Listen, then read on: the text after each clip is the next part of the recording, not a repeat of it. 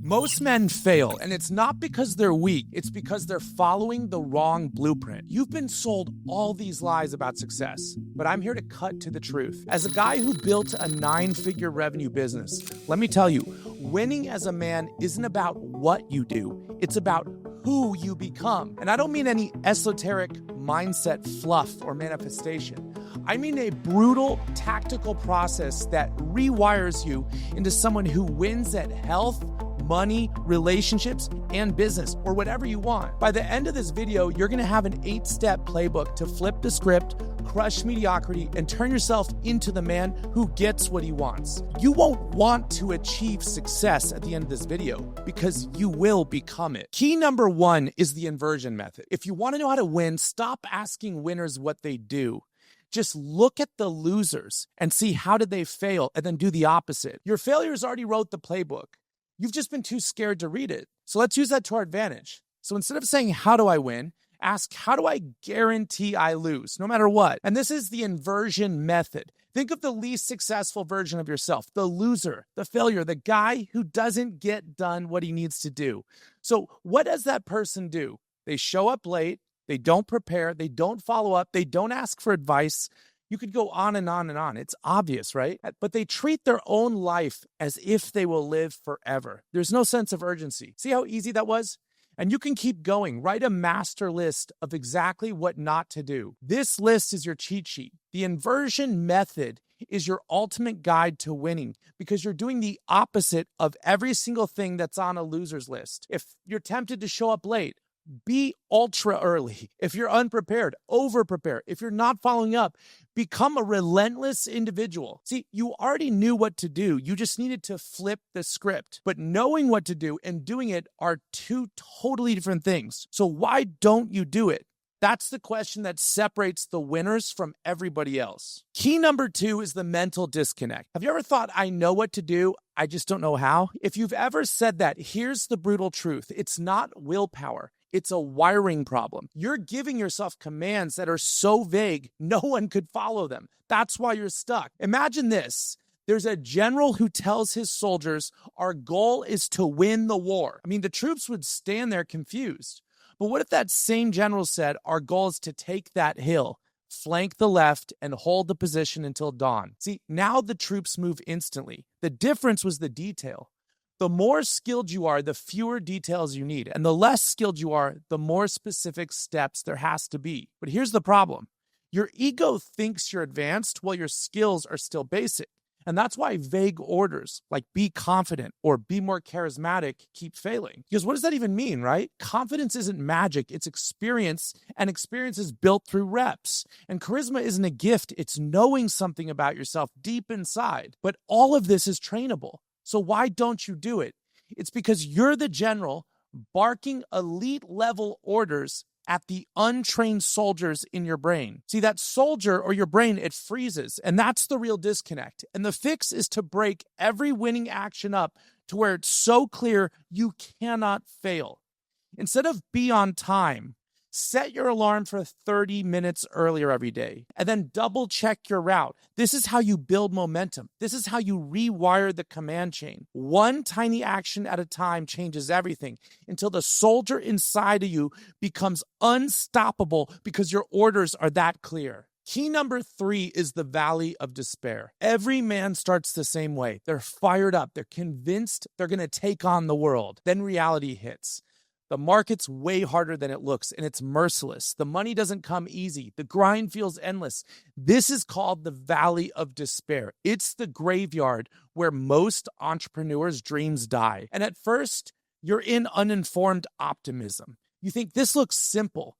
I mean, my friends are all killing it as entrepreneurs, so I'll just do the same. And then comes informed pessimism after that. You say, hold up, wait, this is way harder than I thought. And that's when the valley hits.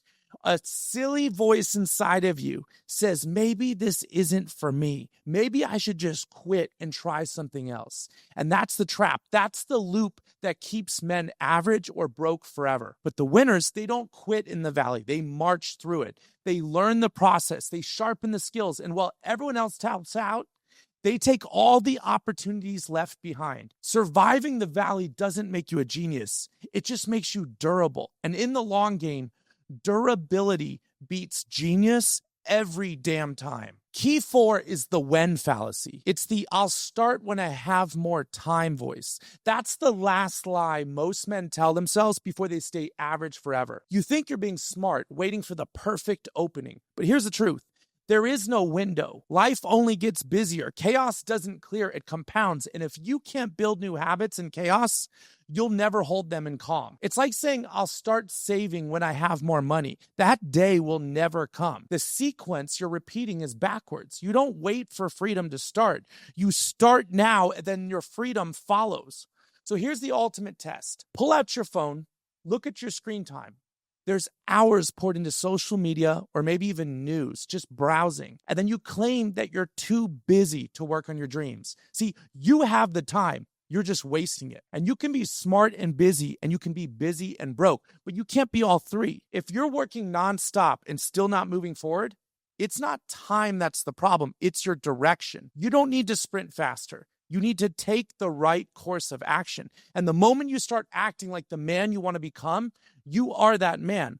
The results just haven't caught up yet. I call it the rubber band effect. Key number 5 is the 3 rules of wisdom. So forget everything you think you know about intelligence.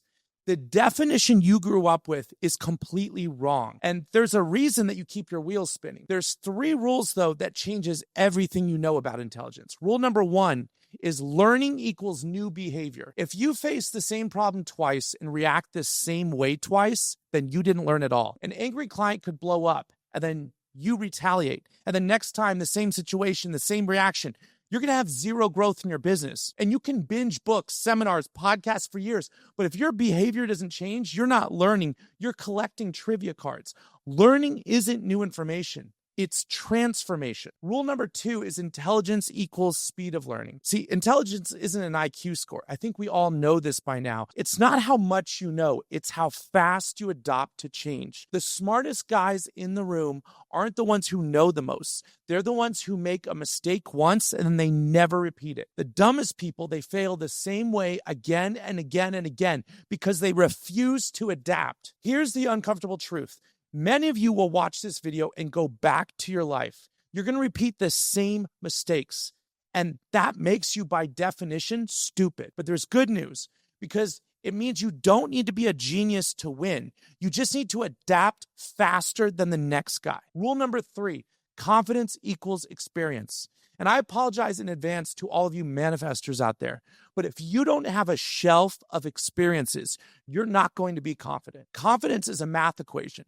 It's probability. It's the percentage chance you'll succeed and the chance that you increase that percentage with experience. So how do you get experience? We all know it's just reps. You do the thing in the exact environment where it counts and you repeat it over and over and over again. That's why practicing a speech in the mirror is worthless. The mirror isn't a stage. Confidence doesn't come from the future. It comes from the past, from the thousands of quiet experiences that you built and you stacked in your mind when nobody was watching. So if you need luck to win, your plan is garbage. Winners don't gamble. They build proof until success becomes inevitable. You dig the well before you're thirsty.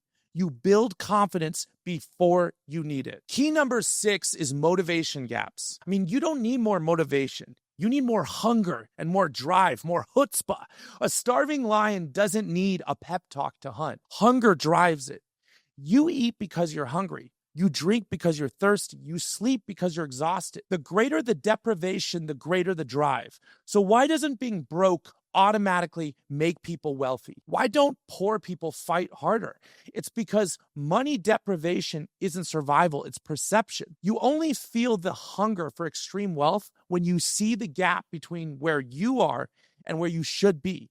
That's why the guy making $1 million a month could feel poorer than the guy making $5,000 a month. The difference is he's surrounded by guys who are pulling in 10 million, 20 million, 100 million in top line revenue. And that gap gnaws at him because he knows he's capable of the same. The hunger gets unbearable. Your environment determines your appetite, and your tribe defines your standard of what is enough. That's why zip codes predict wealth more than IQ or talent. If you want to stay broke, stay around broke people. They'll convince you that you're fine, that average is acceptable. But if you want to rise, you need to stand next to giants who make you feel small. These are men whose existence reminds you of the gap you still have to close. There's a story I love of the billionaire Aristotle Onassis, and it's a classic example. When he first arrived in Argentina, he was flat broke. He had barely enough money for anything, but he didn't buy food or a bed or even file for a business right away. You know what he bought? He got a brand new suit. Why? Because at that time, he knew where the rich were. So he wore that suit to the racetrack. That was the playground of Argentina's elite. And he didn't belong there, but he looked like he did. And by being in that environment, he made connections that became his first clients that set him on his trajectory to be a millionaire. Onassis understood the rule that proximity is power. He didn't wait until he was rich to stand among the rich. He put himself in the arena first, and then he let that hunger drive him to the level up. The secret to motivation isn't hype, it's hunger. And hunger comes from choosing an environment that starves your excuses and feeds your drive. Key number 7 is the work works on you. So forget all those self-help gurus online. You know, the ones who tell you to be a millionaire and be a winner? That's fluff, and it's a passive lie. We don't describe who people are. We describe what they do. Honest people state facts, even when it's hard. Hardworking people complete tasks, and they do it on time every time. A broker-dealer is a person who represents buyers and sellers.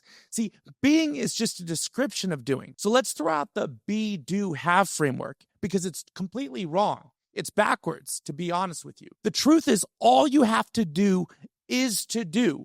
Do the work. Your only job is to perform the actions of the person you want to be to become. So what does a billionaire do? They manage money, they delegate, they take calculated risks, they invest, and then they get leverage. When you do this consistently, the results start to appear. The identity catches up the being.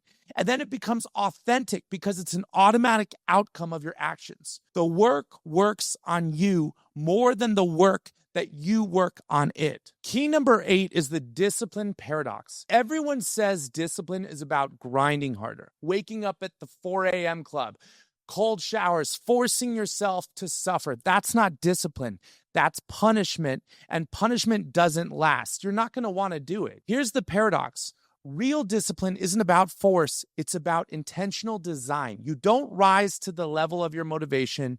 You fall to the level of your systems. So think of a soldier. He doesn't wake up and decide to train at 5 a.m. The system makes the decision for him. The alarm, the uniform, the platoon, it's all waiting outside. The drill sergeant, everything is built so failure is impossible. That's discipline. It's not willpower. It's an environment and a system that pulls you forward even when you don't feel like moving. If you want to get in shape, don't just try harder or feel motivated.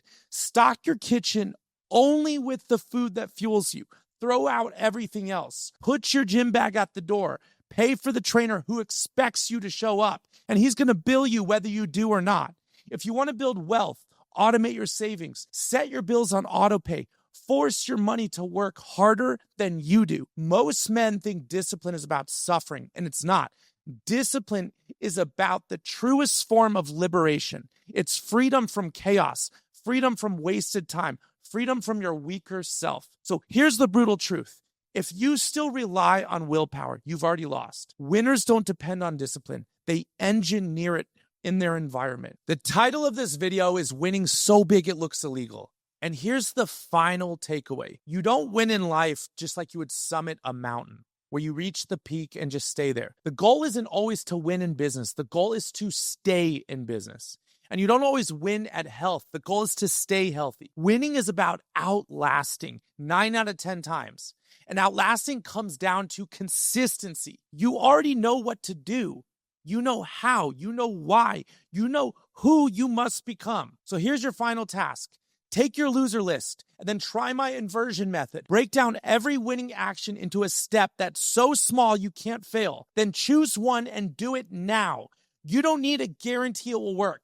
You don't need to feel motivated. You just have to go out there and get it done. So what are you waiting for? Let's go get started and destroy that subscribe button to join the #1 aspirational community on YouTube. There's no place better for founders like you. And then click right here and watch my last video because I post twice a week. And I'll see you guys on the next one.